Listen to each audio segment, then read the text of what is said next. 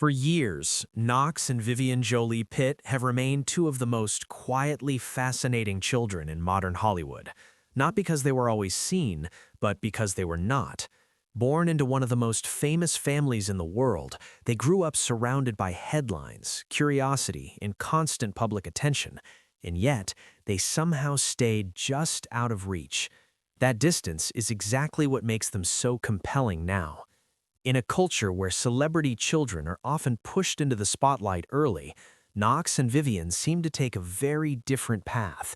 They never looked eager to turn their last name into a public identity. Instead, they grew up quietly, carefully, and far from the celebrity machine surrounding their family. And that choice only made people more curious. Because the mystery around Knox and Vivienne is not that nothing happened in their lives. It is that most of their growth happened away from cameras. The public saw only fragments, a rare appearance, a quiet clue, a subtle credit, a brief red carpet moment, and those fragments suggest something deeply interesting. These are not simply celebrity children who stayed hidden. They seem to be two young people who were given the space to become themselves before the world could define them. Vivienne, in particular, is offered a few subtle clues about who she may be becoming. What stands out most is that she never seems drawn to attention for its own sake. In a culture where visibility is often treated like value, Vivienne gives the opposite impression. She seems calm, thoughtful, and intentional. Her connection to creative work has never felt flashy. It has appeared in quiet, behind-the-scenes ways, which suggests someone who may care more about meaning than applause, more about process than image. That is what makes her so interesting. She does not come across like a celebrity child trying to be seen. She feels more like someone observing carefully, learning slowly, and choosing her own path. Many famous children eventually begin performing some version of public identity through fashion, acting, social media, or carefully managed appearances. But Vivienne has never seemed especially interested in that route. Her energy feels grounded, inward, and emotionally self-contained. She seems aware of the world she was born into, but unwilling to let that world consume her. Knox, meanwhile, has remained even harder to read, and in many ways, that has made him the more mysterious twin. If Vivienne has offered a few clues, Knox has mostly stayed out of view so completely that every rare sighting feels significant. But what makes him intriguing is that his privacy does not feel awkward or uncertain. It feels natural. He does not seem like someone hiding from fame because he can't handle it. He seems like someone who simply does not want fame to define him. That is a very different kind of silence. It suggests not fragility, but control, not confusion, but independence. For years, Knox felt like the child the public knew the least about. He appeared only in glimpses and then disappeared again. But as he has gotten older, those glimpses have started to suggest something more solid. He seems restrained, steady, and inwardly focused. He does not appear interested in building an image. He seems more interested in building a life. What makes the twins especially compelling is that they may share the same instinct for privacy, but they do not seem to express it in the same way. Vivienne's privacy feels thoughtful, observant, and composed. Knox's privacy feels more sealed, more guarded, more internal. They are not simply the quiet twins. They feel like two separate young people who made similar choices for different emotional reasons. And that makes their story richer. That is also why they feel so different from typical celebrity children. In Hollywood, mystery is often manufactured. Silence becomes branding. Distance becomes image.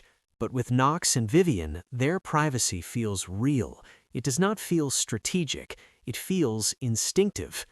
Most celebrity children eventually have some visible transition into public life. There is usually a moment when the world sees them step forward and begin turning inherited fame into a platform. But the twins never really followed that pattern. They were famous by birth, yet never seemed eager to capitalize on it, and that alone makes them unusual. Because celebrity culture does not just watch famous children grow up, it tries to define them before they define themselves. It assigns roles: the glamorous one, the rebellious one, the future actress, the child most like the mother or the father.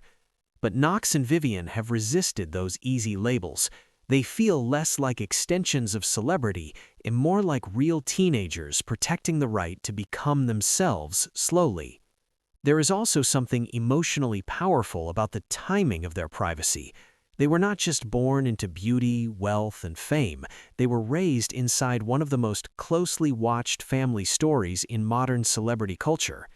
Over time, public fascination around the Jolie-Pitt family became tied not only to glamour, but also to separation, conflict, and emotional fallout. That kind of environment could easily push children toward rebellion, overexposure, or performance. But with the twins, the opposite seems to have happened. The louder the public obsession became, the quieter they appeared to grow, almost as if privacy became a form of emotional stability. And that brings us to Angelina Jolie's influence, which feels impossible to ignore in this story. It is difficult to understand Knox and Vivienne without understanding the kind of world she seems to have built around her children. For years, one of the strongest impressions surrounding Angelina as a mother has been protection, not in a glamorous Hollywood sense, but in an emotional one. A structure, a boundary, a quiet insistence that her children should be allowed to become themselves before the world turns them into symbols. That kind of upbringing can shape children in powerful ways. It can create young people who are less reactive, less performative, and more rooted in who they really are. And what makes this more interesting is that the same protective environment appears to have produced two distinct identities. Vivienne seems to carry it through thoughtfulness, calm composure, and a quiet attraction to meaningful creative work. Knox seems to carry it through greater distance, inward strength, and a life that feels less publicly readable.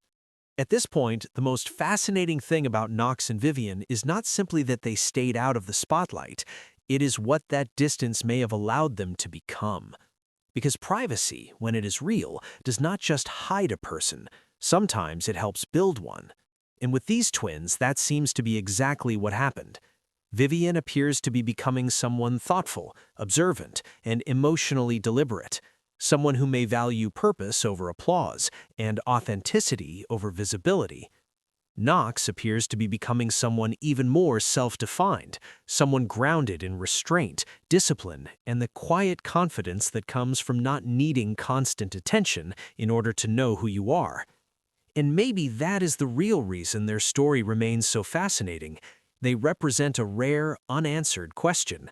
What happens when two children born into one of the most famous families in the world decide not to immediately belong to the world at all?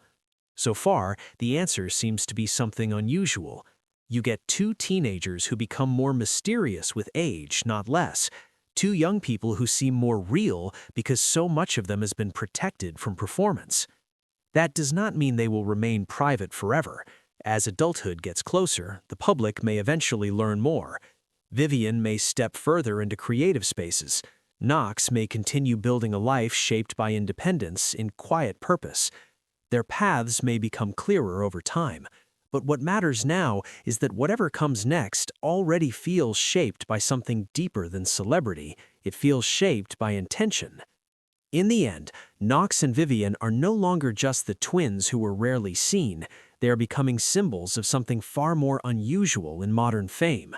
Children of enormous public fascination who seem to have grown inward instead of outward, quiet instead of performative, grounded instead of overexposed. And perhaps that is the real reason their story still lingers in people's minds. Not because the world knows so much about them, but because it does not. They grew up far from the spotlight, and now that distance may be exactly what made them who they are.